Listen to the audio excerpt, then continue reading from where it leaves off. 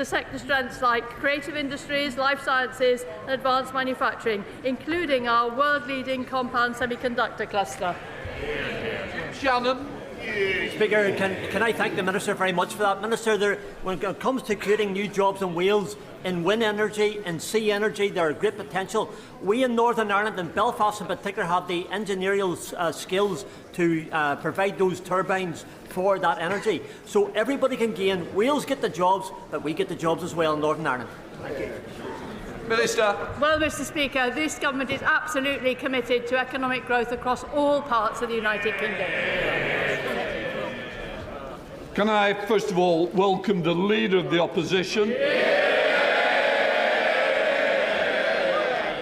I wish her well as Leader of the Opposition. I now call Dame Caroline Dinenage.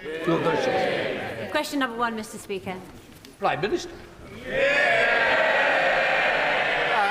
Mr Speaker, can I begin by congratulating President-elect Trump on his historic election victory.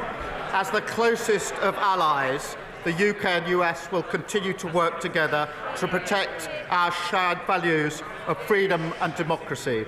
And having had dinner with President-elect Trump just a few weeks ago, I look forward to working with him in the years to come.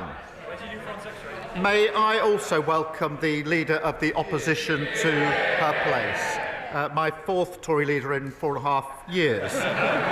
But I do look forward to working with her in the interests of the British public.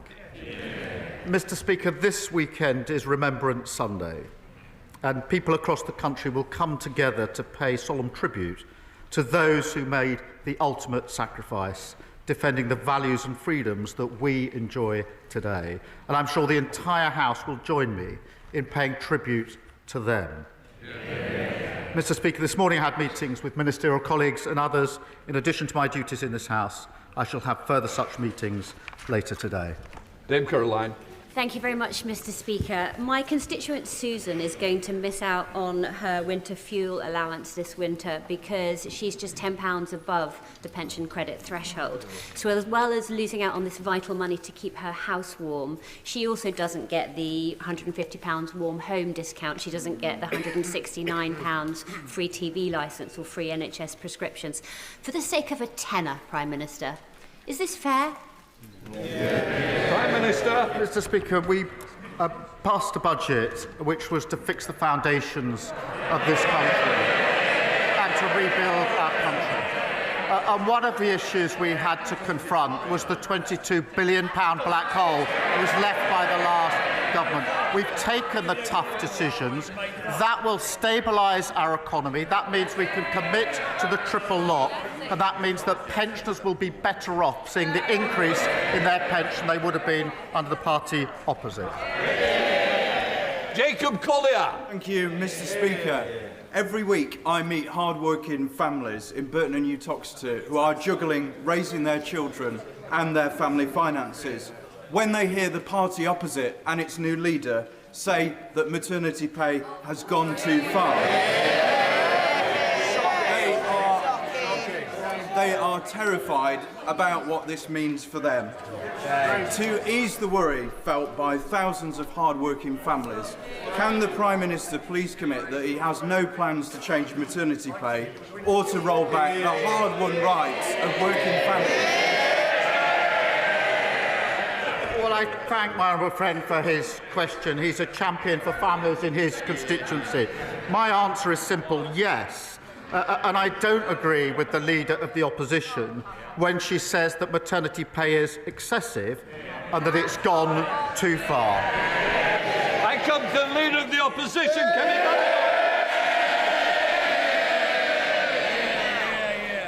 Mr Speaker, can I thank the Prime Minister for his almost warm welcome? And can I also echo the comments that he has made? It is an immense privilege and the honour of my life to lead the Conservative Party. And I look forward to joining him at the Cenotaph this Remembrance Sunday. As Leader of His Majesty's Opposition, I will be taking a different approach to the last opposition by being a constructive opposition. And so I would like to start by congratulating President-elect Trump on his impressive victory this morning. The Prime Minister and the Foreign Secretary met him in September. Did the Foreign Secretary take that opportunity to apologise for making derogatory and scatological references, including, and I quote, "Trump is not only a woman-hating, neo-Nazi sympathising sociopath, he is also a profound threat to the international order"? And if he did not apologise, will the Prime Minister do so now on his behalf? Mr. Speaker, there will be many issues on which the Leader of the Opposition and I disagree, but there will be issues that do unite this House on national security and Ukraine, and I do look forward to working closely with her on that, and I will provide her with the information that she needs to discharge her duties. That's the right thing for the country, and it's far more important than party politics. And the Foreign Secretary and I did meet President-elect Trump just a few weeks ago for dinner for about a couple of hours, and we discussed a number of issues of global significance. It was a very constructive exercise.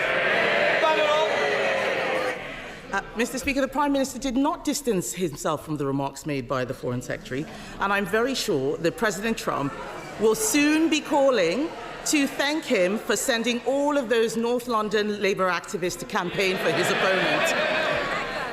Given that most of his cabinet signed a motion to ban President Trump from addressing Parliament, will the Prime Minister show that he and his government can be more than student politicians by asking the Speaker to extend?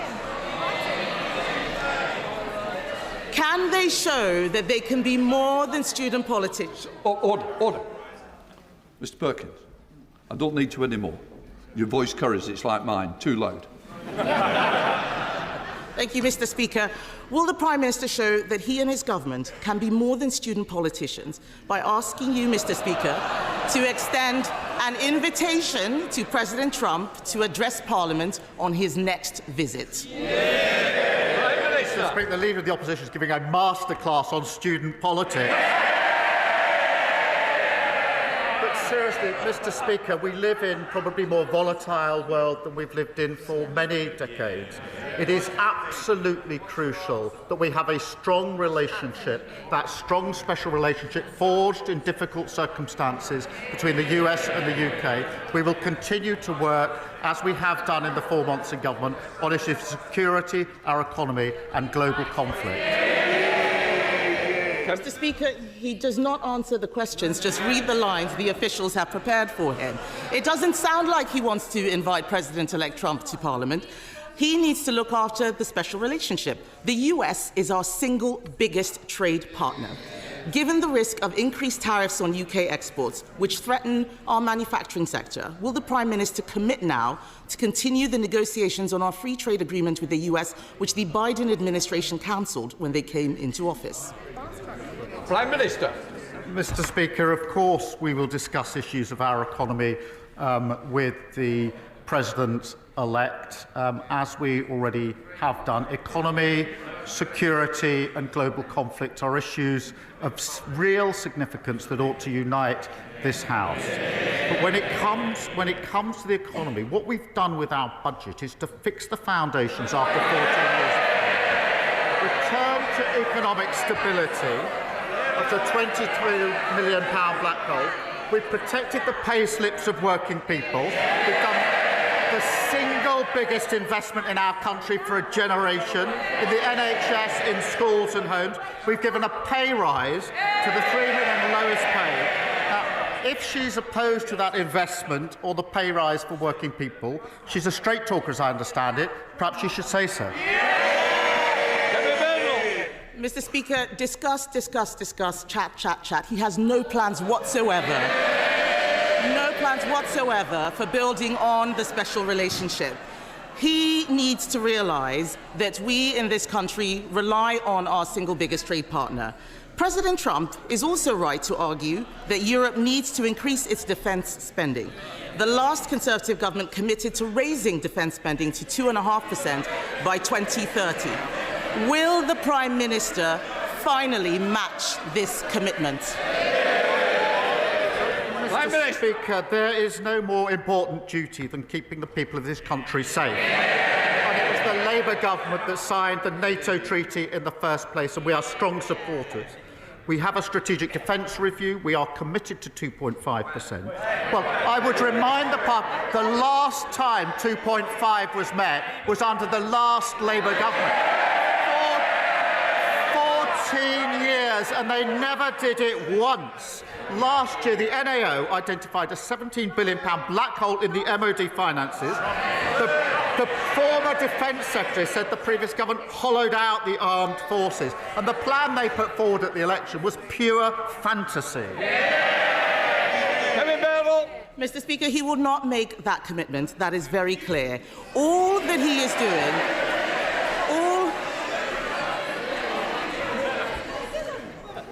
I'm going to hear the questions. If the people who don't want to hear it, they can leave now. Come on. Mr. Speaker, he will not make that commitment, and yet the world is getting more dangerous. His Chancellor's budget did not even mention defence. The Chancellor's budget last week was a copy and paste of Bidenomics. It turns out that a high-spending, high-borrowing, high-inflation approach is less popular than she may have thought. May I suggest he now urge her to change course, or is he determined to be a one-term leader?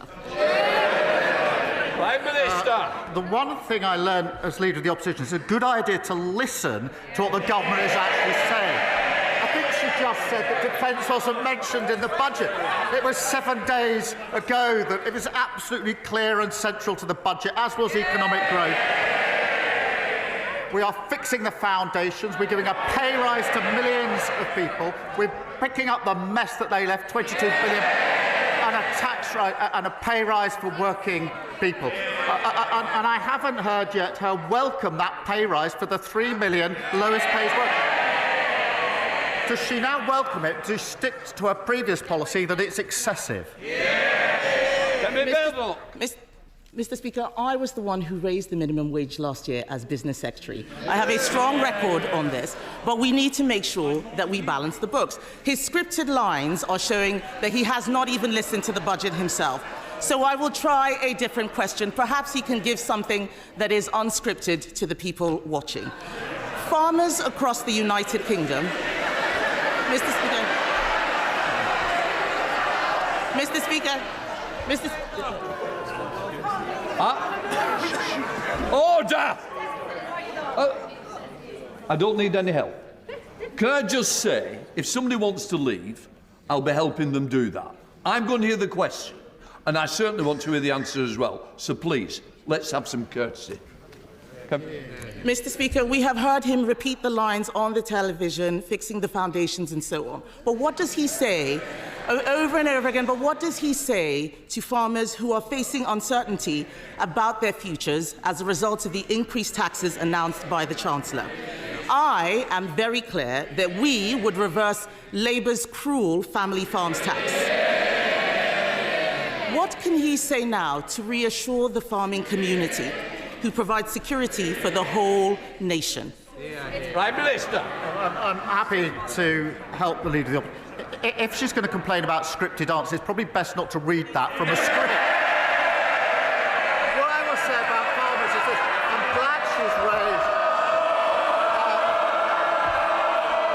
I'm glad she's raised farmers, because the budget last week put £5 billion over the next 2 years into farming. That's the single biggest increase, unlike the £300 million, which was an underspend under the last government. And when it comes to inheritance, the vast majority of farmers will be unaffected, as she well knows, as they well know.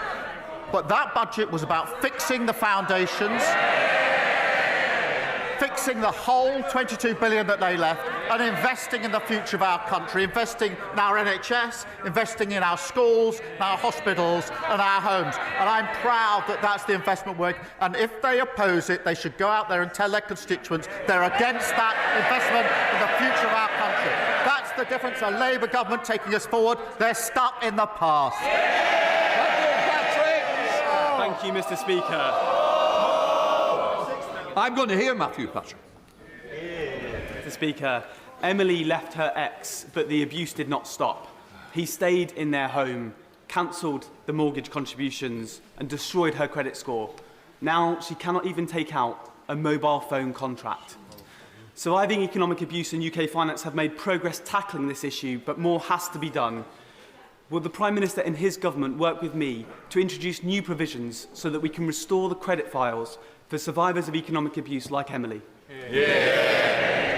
Well, I thank my honourable friend for raising this really important issue, because economic abuse has a devastating impact on victims, leaving them vulnerable and isolated. And we are committed to ending this national emergency and keeping women safe from domestic abuse, harassment and stalking. And Mr Speaker, that includes $200,000 this year to the charity Surviving Economic Abuse, and HMRC have launched an online tool to help charities and businesses identify and respond to economic abuse. And I'll make sure he has a meeting with the relevant minister. Leader of the Liberal Democrats, Sir Ed Davey. Can I join the Prime Minister in his comments about Remembrance Sunday? We must always remember the brave British men and women who gave their lives for our country.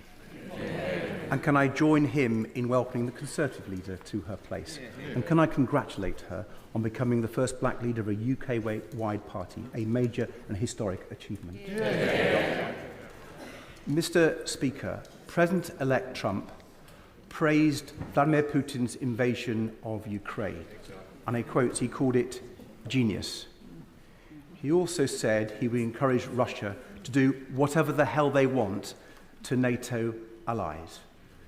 So what action is the Prime Minister taking to encourage a Trump presidency to change its mind? Because otherwise it's a huge threat to global security and to national security in the UK. Does he agree with me that the US will not oppose President Putin and support our brave Ukrainian allies? The UK must lead in Europe so that together we do. Prime Minister.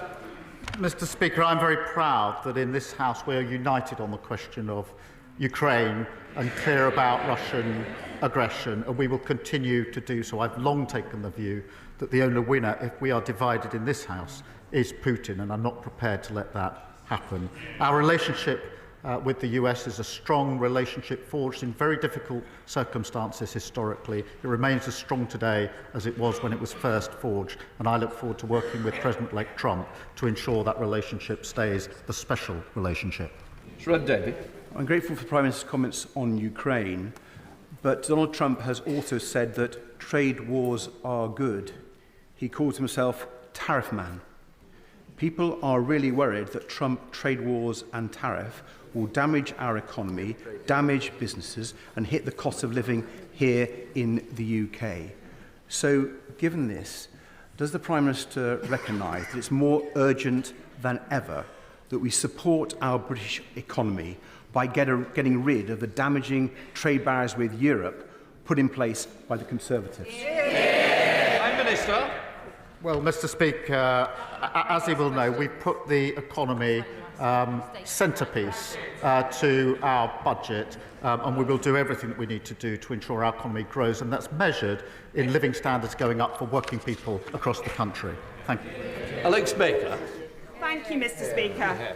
There are so many families across Aldershot and Farnborough who have struggled for years to get their children the need they help with special educational needs. It is therefore shameful to read misguided claims that autistic people may well get better treatment and receive economic privileges and protections made by the Leader of the Opposition. Will the Prime Minister stand with families of autistic children and distance this government from those awful words? Mr Speaker, I'll leave the Leader of the Opposition to respond to those words. As the recent NAO report exposed, under the previous government, children with SEND were being failed by the system, and this has come up, I think, now 5 times in the last 2 or 3 weeks at PMQs. It's clearly a serious issue. Our focus will be ensuring every child receives the right support to succeed in their education. Sorcerer Eastwood. Thank you, Mr Speaker. Prime Minister, Northern Ireland is considered one of the most dangerous places in Europe to be a woman. In the last 4 years, 24 women have been killed. But one of the most dangerous places for women and girls is online. I also want to pay tribute to the work of Belfast and Lisburn Women's Aid, who are tireless in their advocacy for women. So what is this government doing to keep women and girls safe online, not just in Lagan Valley, but right across the United Kingdom? Prime Minister. Well, the right honourable member is right to draw attention to this issue. Misogyny and abuse, both online and offline, causes horrendous harm to women and girls across the UK. And can I just commend her honesty and bravery in speaking out about her own experiences and her dedication to creating safe spaces for women in her constituency. We must create a safer world online for women and girls through the Online Safety Act, mitigating the risk of illegal content and activity which is abusive or incites hatred. Bill Coyle. Everyone in Southwark will benefit from the positive measures in the budget last week, especially the thousands on the minimum wage, getting a real terms increase to help themselves, help their families and help the economy. But the new leader of the Tory party, this week's leader, is on record as saying she wants to scrap it, having seemingly learnt nothing from July. Will the Prime Minister pledge to protect the minimum wage and increase it in this Parliament as finances allow?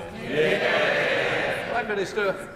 Mr Speaker, the last Labour government transformed the labour market with the national minimum wage, something which was opposed by the party opposite at the time. And sadly, they don't seem to have changed. I was surprised by the comments of the Leader of the Opposition. I was surprised to see the new Shadow Business Secretary say the minimum wage, and this is a quote, something legislators pass to make themselves feel good. I disagree, and I'm very proud of the fact that this Labour government has raised wages for 3 million of low-paid workers, and I expect the party opposite to welcome that. George Freeman. Thank you, Mr Speaker. After 14 years shaping the UK's long-term strategies for life science, agri-tech, fusion and space, I welcome the government's industrial strategy. But too many of our great companies are being bought out by our competitors. To build the industries of tomorrow here, we need to unlock some of the hundreds of billions in UK pension funds in the city, only 3% of which are now investing in UK equities. With the new Lord Mayor making this a priority and the Mansion House speech imminent, will the new government commit to see through the last government's reforms to unlock British capital for British R&D growth? Well, I thank him for welcoming the industrial strategy, and I do know this is an issue close to his heart that he has spoken about and acted on for many years. The budget sees record numbers of R&D investment, with over 20 billion next year, including over 2 billion to support our world-leading life sciences sector. And through the British Growth Partnership, we'll crowd in pension funds investment to support innovative business. And we've launched our landmark pensions review to unlock the billions of investment into the UK and boost growth and living standards across the country. Thank you. Catherine Brooks. Mr Speaker, as the Chancellor said last week, we were left a toxic legacy by the previous government, including rivers filled with polluted waste. Will the Prime Minister put the River Wye into special measures by designating it a water protection zone? And will he meet with me and the excellent cross-border Wye Catchment Partnership to deliver their plan to clean up the Wye? Prime Minister. The River Wye is one of our most important, iconic rivers, and we are working closely with the Welsh Government on this pressing issue. A destruction of our waterways should never have been allowed, and that's why we launched a Water Commission to attract investment and speed up infrastructure delivery. And we introduced legislation to enable tougher penalties and severe fines to crack down on polluters. I will make sure that she gets a meeting with the relevant minister. Baron of the House to Edward Lee. As a good lawyer, I know the Prime Minister will want to listen to the evidence. So if the evidence mounts from experts in organisations such as the NFU that smaller family farms of average size, 250 acres, are going to be severely impacted by this tax, in a spirit of compromise, will he listen to the evidence, keep an open mind, and perhaps be prepared to raise the thresholds to preserve our family farms? Mr Speaker, we are listening to farmers, and the Environment Secretary and the Treasury Ministers met with the NFU on Monday of this week. we have taken a fair and balanced approach. The vast majority of farms will not be affected by this. But what I will also say this, having grown up in a rural community, I know that rural communities also need an NHS that's back on its feet. They also need schools that their children can go to and homes that their families can afford to live in. But we will continue to talk to the NFU and others. Eric Glenda. Thank you, Mr. Speaker.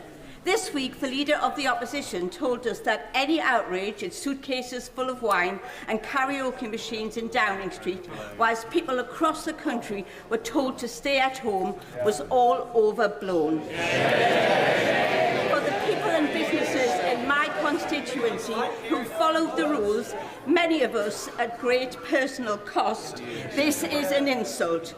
Will the Prime Minister join me in ensuring that as a country we learn the lessons from COVID, and as a party the Conservatives learn the lessons of their behaviour too?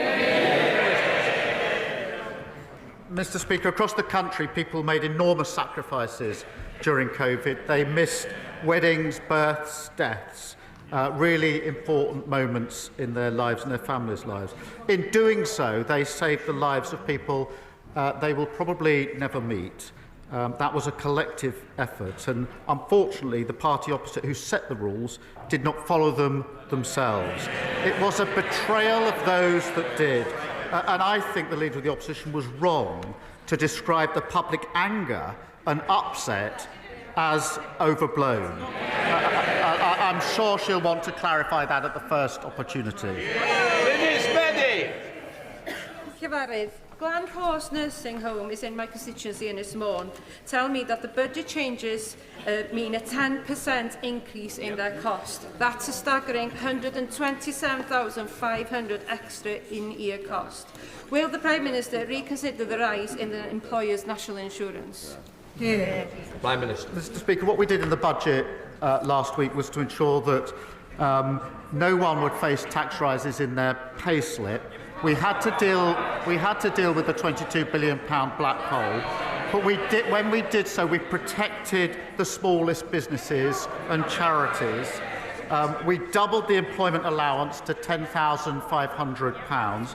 That means that 40% of employers won't pay employers' NICs. Companies with 4 employees or less on a minimum wage will pay no employer NICs at all, and half of businesses that pay NICs will see no change or pay less after the budget. Thank you. Bill Brickle. Yeah, my constituents in Bolton West were pleased to hear last week's budget prioritise investment in public infrastructure, including important projects such as the electrification of the Wigan to Bolton railway line, which will deliver more reliable and greener journeys. Does the Prime Minister agree with me that investment in the key infrastructure of towns such as Horwich, West Horton, Blackrod and Bolton is the only way to deliver economic growth and prosperity for all? Yeah. Prime Minister. Well, my honourable friend is a champion for the North West, and the budget secured investment for vital transport projects to transform connectivity across the north of England and drive economic growth. And that includes completing the Wigan to Bolton electrification, a really important momentum on the Northern Powerhouse Rail. Over £5 billion to support everyday journeys for working people. By restoring economic stability, increasing investment, we're taking our country forward. Victoria Collins. Thank you, Mr. Speaker. The Swan Youth Project in Berkhamsted is an incredible drop-in centre that intervenes to bring hope and a better future to teenagers like Lex and Megan who've been facing anxiety, depression and long mental health waiting lists, as well as families coping with SEND. They've already written to the Treasury saying that they're worried about getting the funds that they need as our communities face a tough winter and grants are depleting.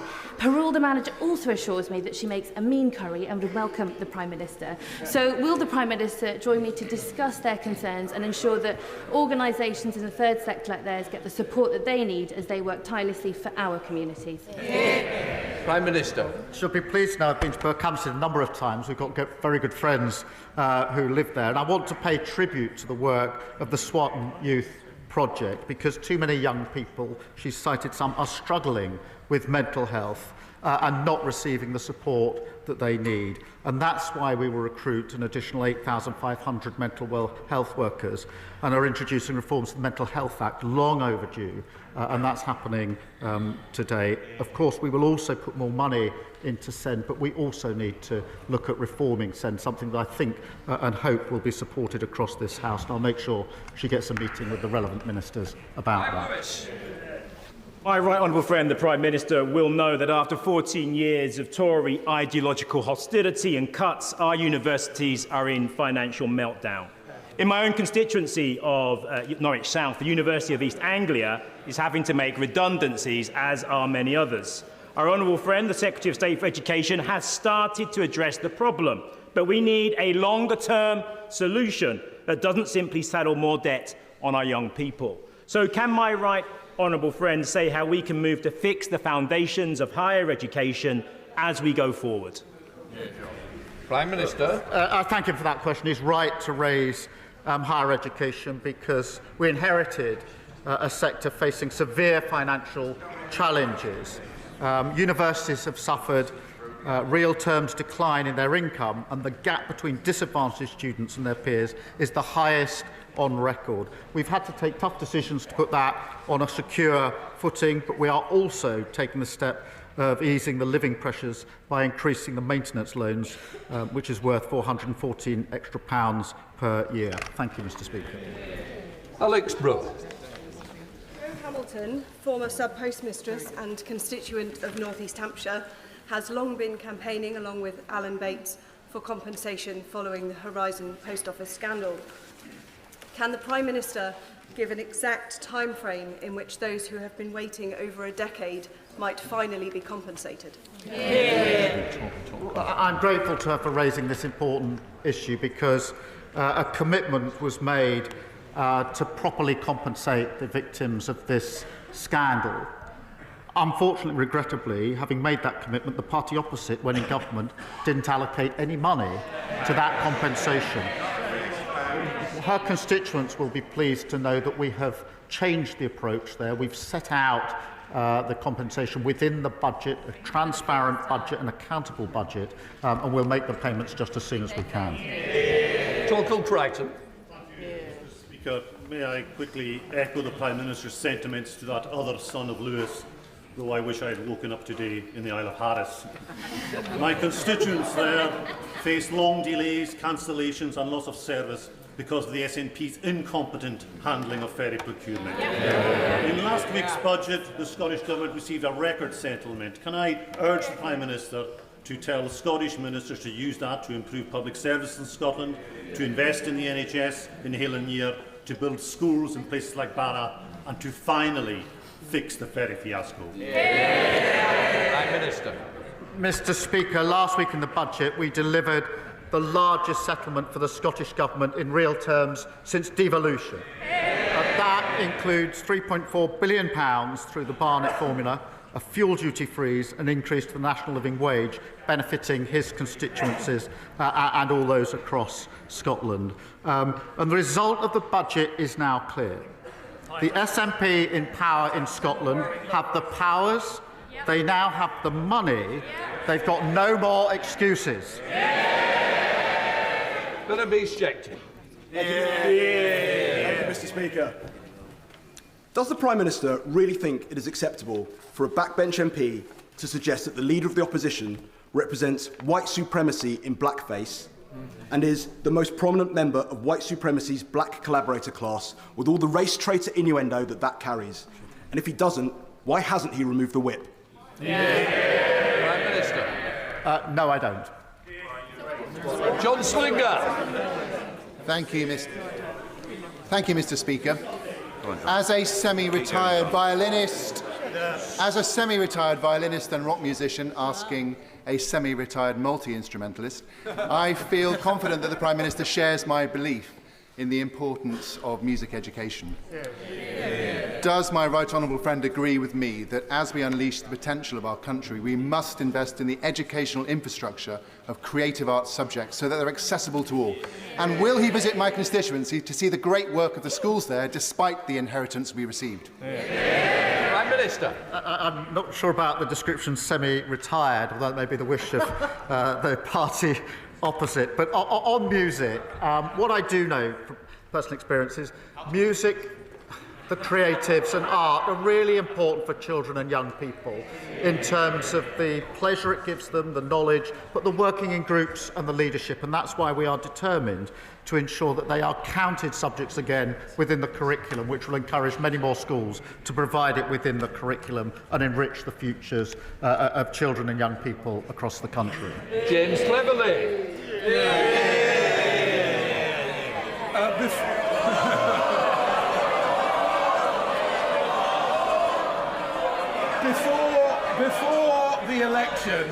Before the election, he claimed that he would not put up national insurance contributions. He put it up. Before the election, he claimed he would scrap tuition fees. He put it up. Before the election, he said he would not tax family farms. He's taxing family farms. Will he address his party's growing reputation for dishonesty by making good on his commitment to close the Wethersfield Asylum Accommodation Centre in my constituency? Mr. Speaker, we're keeping the promises we made in our manifesto. His problem is he can't add up. If he could add up, he might be down here rather than up there, and we'll take up the issue in his constituency. Douglas McAllister. Thank you, Mr. Speaker. Monday of this week marked the 7-year anniversary of my constituent Jagtar Singh Johal's arbitrary detention in India. Can the Prime Minister assure me that he and his government will do all they can to secure his immediate release and bring him home? Yes, we're absolutely committed to pushing the Government of India on this really important case. And the Foreign Secretary has raised it and will continue to do so, and we'll make sure that we speak to him as we do. Right, that completes Prime Minister's questions.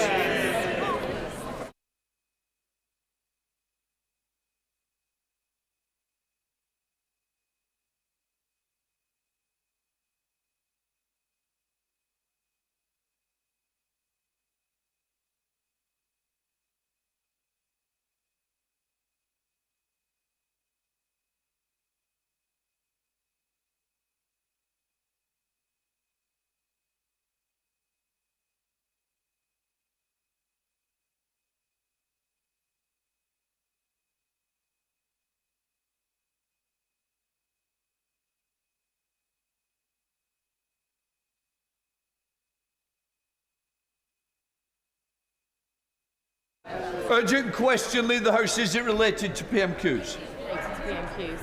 It is relating to PMQs, Mr. Speaker. It's an urgent question. I just wondered whether the Leader of the Opposition wanted to correct the record, because she said in Prime Minister's question that the Chancellor didn't mention defence spending in her budget, yet she mentioned it many, many times, including allocating £2.9 billion, which far exceeds our... Well, can I first of all say it's not for me to correct the record, and it's not a point of order, but you've already done it for them. Right, we'll now come to the urgent question. Chris Phil. Thank you, Mr. Speaker. Could I ask the Home Secretary to make a statement on the recent increase in dangerous, illegal and unnecessary channel crossings by small boat? Mr. Speaker, for too long, smuggling gangs have been undermining our border security and putting lives at risk, which is why the new government has made it a top priority to address the crisis we inherited. And let us be clear about what that crisis entailed. Small boat crossings in the first half of the year at their highest point on record, and over 100,000 arrivals in the 5 years prior. Over 200,000 cases stuck in the asylum system, costing the taxpayer billions in support, and 700 million spent on a gimmick that sent just 4 volunteers to Rwanda. When we entered government, we said it was time for grip, not gimmicks, and that is exactly what we are delivering.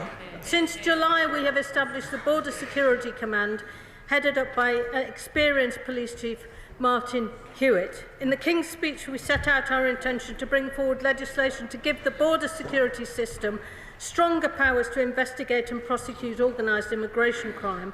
We're recruiting 100 new specialist agency and investigation officers at the National Crime Agency to target and dismantle the criminal networks behind this phenomenon.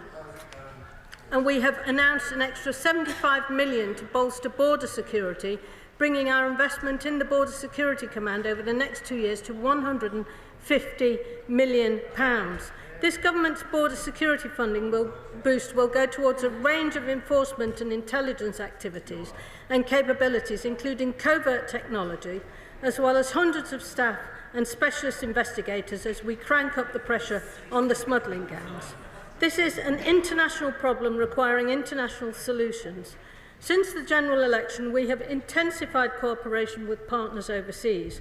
We recently struck a new anti-smuggling action plan with G7 partners, and the Prime Minister and Home Secretary both attended the Interpol General Assembly in Glasgow on Monday to press the case for a much stronger and more integrated global response to organised immigration crime.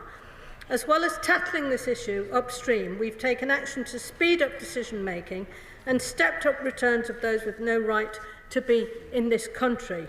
The result of all this action is 9,400 returns since this government took office, including a 19% increase in enforced returns and a 14% increase in returns of foreign national offenders. Mr. Speaker, sticking plasters and gimmicks have failed. The smugglers and traffickers have been getting away with it for far too long. It's time to show them we're serious, not with words, but with action. The security of Britain's borders is paramount, and under this government, it always will be. Shadow Leader of the House, Christian. Shadow Home Secretary.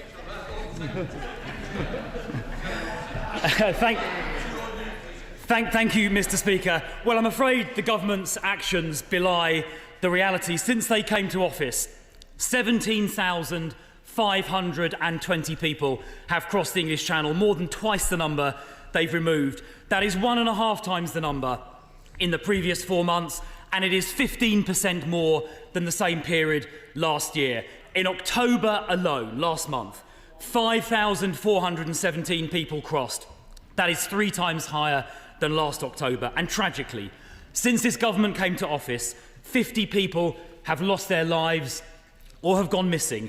That is more than the previous 18 months put together. And tragically, that includes 16 women and children.